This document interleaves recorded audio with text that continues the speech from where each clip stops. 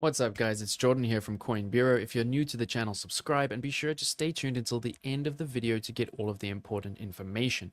Continuing on in my more beginner trading tutorials on this playlist, we're going to be looking today at trend lines. Many traders do use these wrong and it costs them money. In the next few minutes, you're going to learn how to draw trend lines like a pro and use them to actually trade. Please also feel free to join my personal trading community and trade along with us in my Discord server. That link is in the description. And as you can see by the P&L share room, our crew is absolutely killing it. There is also a trading setups room here where the traders who are trading a lot are constantly dropping really interesting setups and helping all the traders along the way.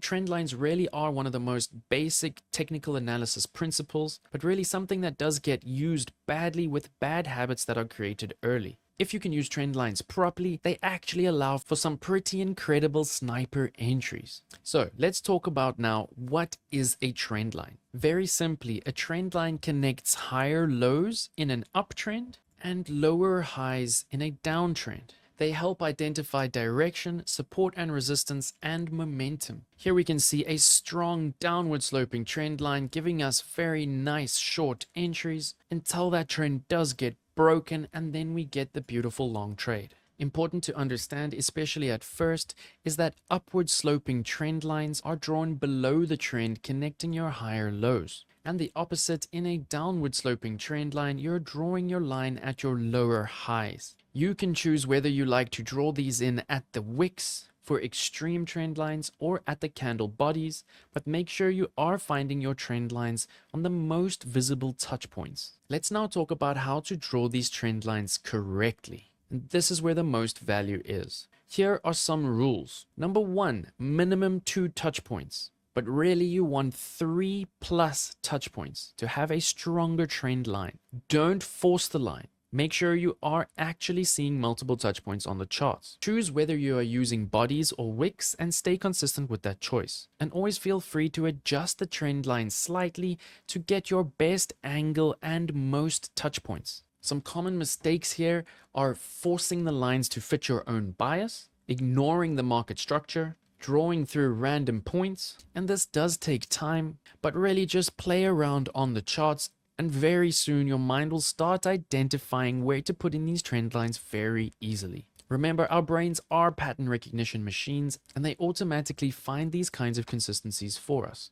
We just need to learn to look in the right way. Let's now talk about the major ways in which trend lines work in terms of crypto trading. And these form the 3 major strategies that trendline traders use. Number 1, they create support and resistance on your charts, and very often price does bounce on these lines as support or resistance. They also offer us breakout opportunities where price does fall below those levels. And then most importantly, for conservative sniper traders, they allow retest entries on support and resistance flips. Let's walk through now a few very quick and simple practical examples. Number 1 is the bounce trade. Here we identified the trend line with at least 3 touch points, and here was a very volatile candle, and try not to trade during times of extreme volatility. But here we can see a very nice opportunity for a bounce trade. Remember to always draw in your trade and set your limits with a risk to reward ratio of at least 1:3.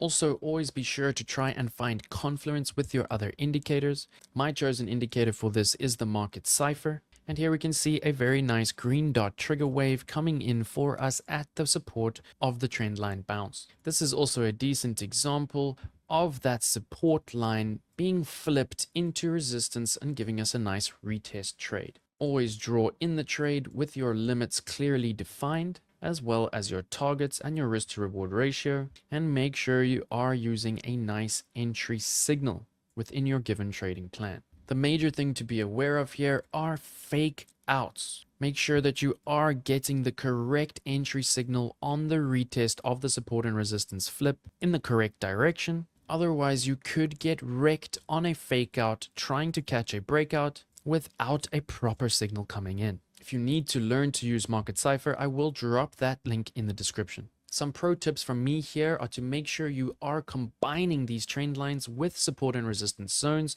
moving averages, candlestick patterns, using higher timeframes for stronger trend lines, and keeping in mind that the more touches means the more reliable trend line. Common mistakes here are overdrawing trend lines where you don't see enough touch points, trading every touch blindly without confirmations from other indicators, ignoring the overall trend, and not waiting for enough confluence on your confirmations. If you found this useful, like and subscribe, and please let me know any questions you have in the comments.